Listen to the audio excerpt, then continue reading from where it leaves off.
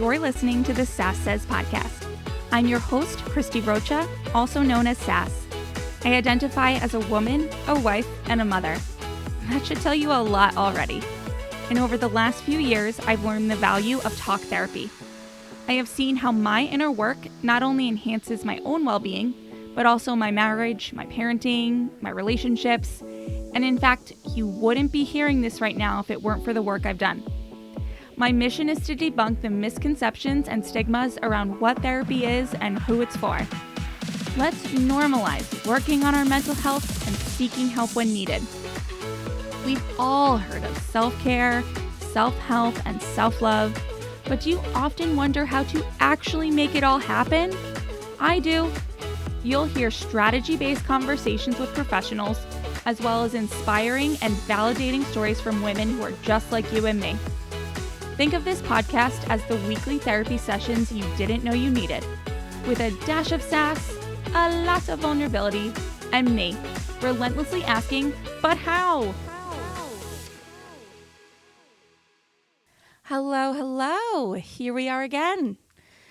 You know, I've considered over the last few months, with some guidance from fellow podcasters, that incorporating solo shows is an absolute must-do.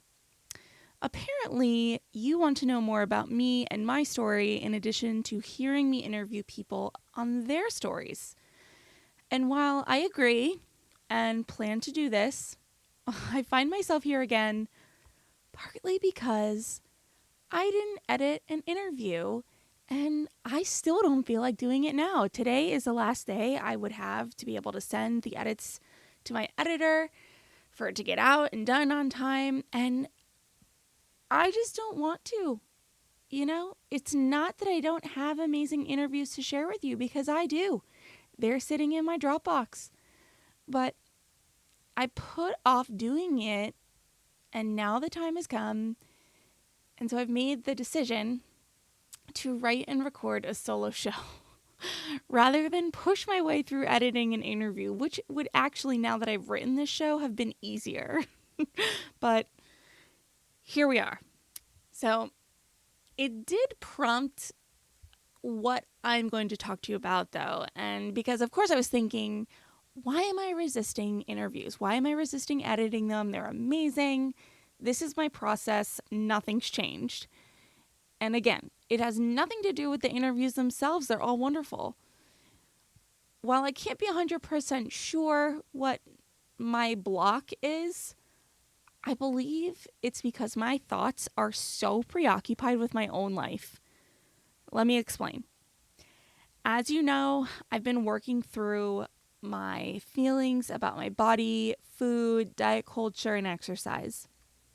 And for some time now, I've felt so stuck because I know too much now to diet. And I've worked too hard over the last year to change my thoughts on food to diet. I literally, physically, mentally, emotionally cannot bring myself to do it. I also feel intense anxiety whenever I even think about restricting food. And if you're new here, that doesn't result in me eating all the things all the time. It means that I have a much better mindset. I understand that food is available to me at any time. I understand that foods do not have morality. There are no good foods and bad foods. I understand that if I want to eat something, then eat it and enjoy it, and to not berate myself over it afterwards. Doing that serves no purpose. I understand now that previously off-limit foods are acceptable. And because they're acceptable, they hold so much less power over me. I understand that movement is as valuable as a really hard workout, moving my body in any way that feels good. I understand that viewing the consistent movement of my body that feels good is more valuable than dreading intense workouts, doing them for periods of time, and then burning out. I also understand that it is possible for me to feel at least neutral about my appearance, even though I'm not comfortable at this weight. It started out a while ago, getting pregnant, coming home from the hospital, with the high demand and stress level of losing weight. And what happened was I didn't lose weight. And then I actually gained some more. But it was weird. I was still picturing my smaller self in my mind, still shopping for my smaller self, and then feeling this absolute desperation when I would look in the mirror and see that nothing had changed. Then I started actually seeing myself for what I am and absolutely hating it.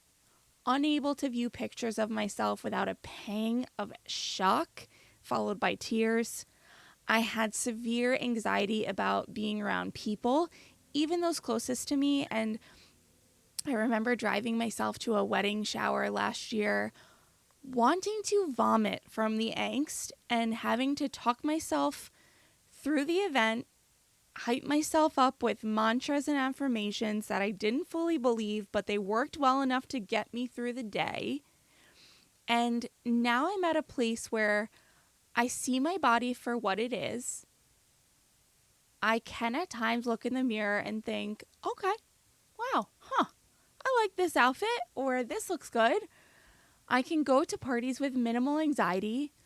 Depending on the situation, I'd be lying if I said it didn't creep up, but I'm nowhere near nausea and panic.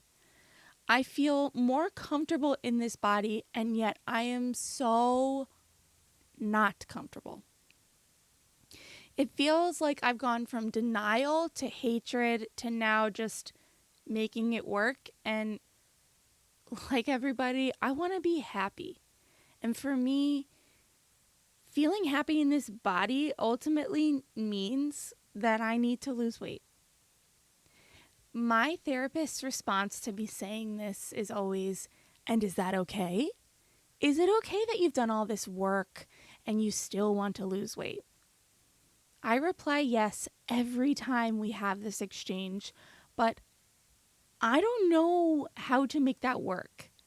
How do I view foods as having moral neutrality but also lose weight? How do I lose weight but reject diet culture?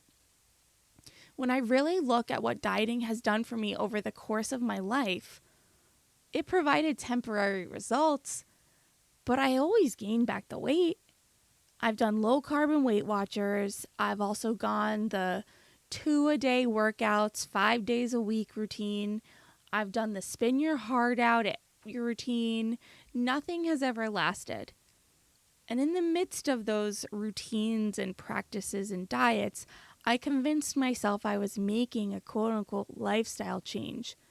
But then why did the weight always come back?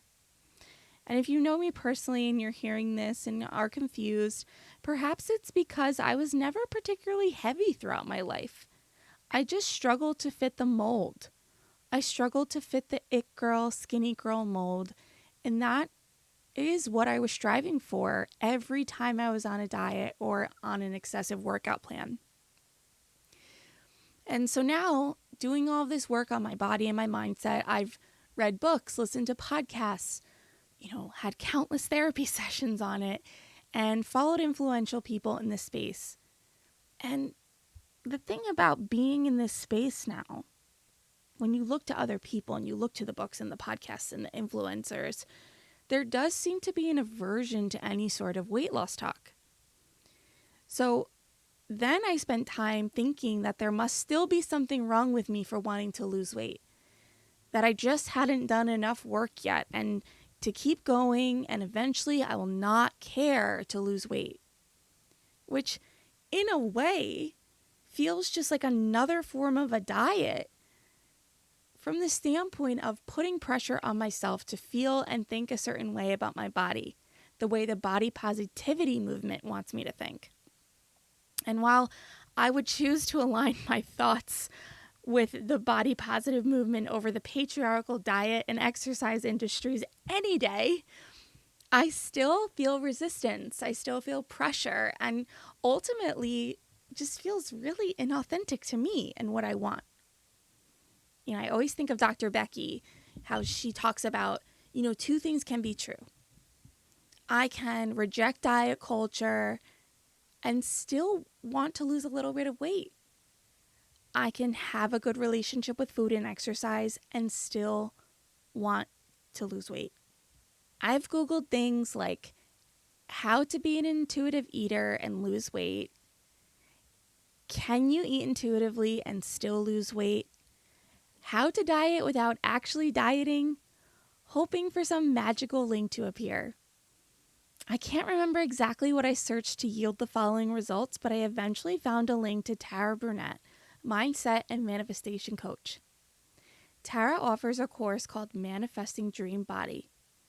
And the combination of the contents of this course, Tara's story, my beliefs in manifestation and mindset, and quite frankly, my desperation for an answer, I was hooked.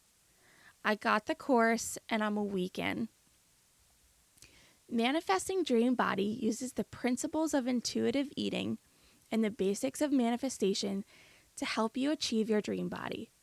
For new listeners, intuitive eating is an actual program, a philosophy developed by Elyse, Resch, and Evelyn Tribole. There is a book, which I've read, and a workbook that I've filled out about dismantling the beliefs of diet culture and shifting your focus to nurturing your body rather than starving it. And I'm somewhat of a natural manifester. My mom, grandmother, and great aunt took me to Jose Silva mind control events, Tony Robbins, and so on. I believe mindset and manifestation to be very powerful and have seen instances in my life where I could say, I manifested that, or yeah, I want to manifest that. Let me write it all down. But I definitely need more guidance and training. I've also come to realize that adulthood has brought on an extremely limiting belief system in myself that I could have never anticipated and thought that I'd never have. An example. In high school, I printed out pictures of the cars I liked and the logos of the colleges I wanted to attend. I looked at them every morning, told myself that I would get the car and get into the college, and yeah, those things happened. The car and the college. I wrote lists of characteristics of my dream job, partner, dream house, kids in life, and I had no reason to believe getting any or all of them would be hard, or that they wouldn't happen on the timeline I anticipated. Because I also live by the mantra, things just work out for me. Because somehow, one way or another, even in times of failure or challenge, they do. But this is the thing. I tend to dive headfirst into my version of manifesting when something really matters to me. Like in high school, it was the car, and college. The job, partner, and all the other things about life seemed so far off. And honestly, they really just felt inevitable that I did those lists more for fun than out of the belief that I needed to manifest them. Side note, this also speaks to the lie our society sells us that when you go to school and get the degree, you will get the most incredible job and it will be there that you meet your partner and you'll be rich and have babies, get the white picket fence, and live happily ever after. And up until a certain point in my life, everything I was supposed to do to yield the next thing is what I did, and then it happened. Really easy. Again, my point is that I didn't think I'd actually have to manifest much of the rest. It was like, this is what is supposed to happen, so it will. What I misunderstood or didn't realize about manifesting, and what Tara's course is already helping me understand, is that while it's fine to tap into my version of manifesting when something is really important, it's much more powerful to actually exist in my head all the time in such a way that I am manifesting what I want because I'm literally changing my belief systems. I'm going to get into this more. Another example is that, I can't, well, it's like an example, but almost like the opposite, right? Well, you don't know. I haven't told you yet. I can't just stick a picture on my wall of Melissa Gorga and manifest myself into her body while also believing that I am fat and lazy. Manifesting is not staring at a picture or a list of things you want and hoping desperately that they happen. Manifesting is about embodiment. It's about a belief system. And it's about that click moment that Tara talks about when it suddenly sinks in, makes sense, and feels like second nature. I got jaded in adulthood and thought that simply printing the pictures would be enough because that's what I've always done. Except it's different, right? I thought that's what I was doing with the car in college. But there was a big part of that was set up for me. Society, my parents, my teachers, my peers, we all understood that we were all going to get the car and drive and that we would all apply to the college. And so to manifest which car and which college felt doable. There was no choice in the matter. You were driving and you were going to college. So it's just which one. And I want to be clear that I'm so eternally grateful for the car, the driving, the applying, and the colleging. Please don't get me wrong. I'm grateful, and yes, I wanted those things. But it does occur to me now that I wanted them because I was raised to want them. I was brought up in a culture that told us that these were the things that we should all want and do. So the path was laid out for me, and I don't know if it was the direction of the path or perhaps the color of the path that I was manifesting. I didn't have to manifest the path. I just had to manifest the version of the path. And right now what it feels like is that I have empty space in front of me and I can fill it however I want, which is amazing, but it's also overwhelming. I'd never done this before. I'd never had to actually manifest the path. The path was always there. I'm going to say path one more time. Path. I also want to be very clear that when I look at my life, there is a very good argument to be made that all those things that I put on the list and didn't give much thought to because I thought they would just happen, in fact did happen. I got a job, not the dream job, but a good one. I met my wonderful partner. We got married in Mexico, had 2 babies, bought the house, and I have purpose in life. But it's in adulthood that I realized all of those things have nuance. And of course, the one big piece of this is the mindset, especially when it comes to my body. I believed that the only way to live in my dream body is to diet and exercise. Because that's what I was told. That's what I know. But I also told you that that never actually worked long term. And Tara says, not so fast. Tara says, question this. Why do you believe this? Who told you this? And some of you are going to say, well, science told me this, biology. And I'm with you. But I'm also the person that believes that we are all energy and energy does things with energy that I can't explain. I don't know. Tara can explain it better. More on that in a second. And I also know that I will never get anywhere near I want to be with my body, my life, if I continue to hate it. I don't hate my life. I shouldn't say that. I do kind of hate my body, but I shouldn't say I hate my life. I'm never going to get the dream house if I just exist in the house that I just think is okay. And when I say exist, I mean exist in my mind. Are we on the same page? Anyway, I may be able to get dressed now and think, okay, not horrible, kind of like it. But ultimately, in reality, I don't dig it. I notice every time my thighs touch, every time my arm jiggles, and every time my stomach hangs over my pants. I beat myself up for not being tougher, for not getting up earlier to get a workout in, or for enjoying ice cream with my kids. And if you're thinking, wait, you just said earlier that you don't do those things anymore. Well, I don't, but I do. I don't do them in the moment. In the moment, I'm enjoying the ice cream. I can stop when I don't want anymore, or even decide against having it at all. And it never comes from a place of I shouldn't. It always now comes from a place of I'm full. I don't really want something sweet right now. And I know this is available to me anytime I want it. But what happens is when I have to get dressed to go somewhere, or I catch a glimpse of myself in the mirror, or I'm around people who are smaller than me, I recall all of these moments.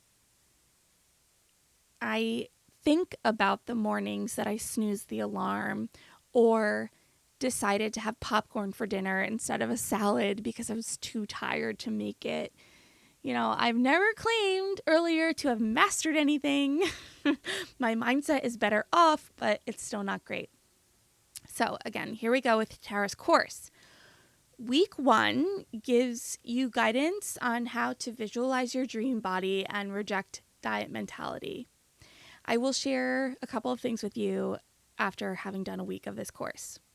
The first is that Tara offers a visualization meditation that I have done every day since I first was told to do it. The first day I cried listening to it. I don't know. She just talks about being really grateful for all the things that your body does. And I realized how I've never really appreciated my body for anything. I shouldn't say never. I've not appreciated my body for doing anything that it's done the last few years. The other thing about this visualization meditation is that it asks you to visualize your dream body. And I have really struggled with this.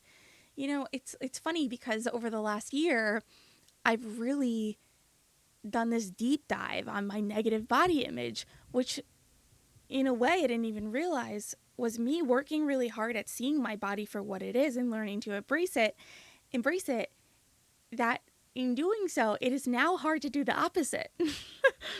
I can picture my actual body so well that, I couldn't do that before. I always pictured my smaller self. Now I can picture my actual body so well that I can't even picture myself smaller. The other thing is that in trying to picture myself smaller, I'm also trying to pull up pictures of myself from, years ago.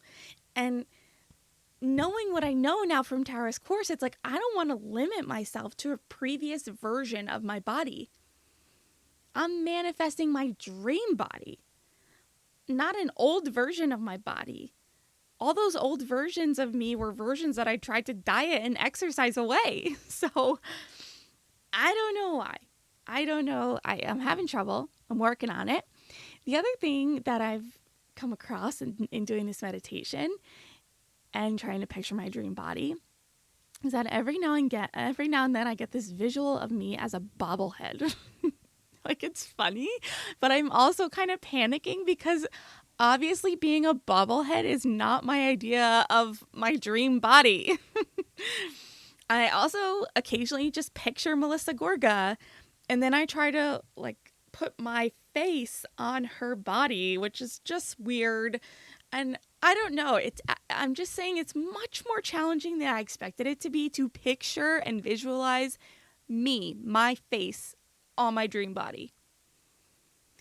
And the other thing I want to share with you is that following listening to the training and reading and writing on the PDF that comes with it, I could see in black and white all of the things, all the negative, horrible things I think and believe about myself and my body, but also just how possible it is to change. I took a few minutes after filling out the PDF to do my, famous walk to the mailbox. And on the way back, I don't know why, but I went to the other door of my house and I sat down on the stoop and I had a long conversation with my body. Literally out loud on my stoop, I spoke to my body.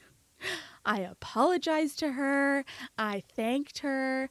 I hyped her up. I told her I will do better. And I told her that I believe this course works for us. And now at the time that I'm recording this, that was like 5 days ago. And the further away I get from that day, the more I feel like I'm losing my mental grip on what I'm doing. So that means that it's time to go back and review week 1 and get into week 2. I believe Tara's process works for me and my body. If you're wondering what all this Tara dream body manifesting stuff is about, I will link all of her links in the show notes. You'll also be excited to know that Tara is coming on the show in a few weeks to explain more about her story, her programs, and all the things I've talked about here. So if you have questions for her, send me a DM or an email, and I'll do my best to get them answered for us in the interview. I'll also be periodically updating you on my progress throughout the course via this podcast. And I believe that I will be talking to you from my dream body. The how is not my concern, and there is no such thing as a timeline. And this is so. Okay. Thank you for listening. Thank you, Tara. More to come. Stay tuned. Bye. Thank you so much for tuning in today. Sass Says is a production of Luann Nigara, Inc. This podcast is meant to be educational and not meant to replace professional therapy or professional medical attention. To learn more about today's show and what's new in my world, head over to sasssays.com. Thanks so much. Talk later.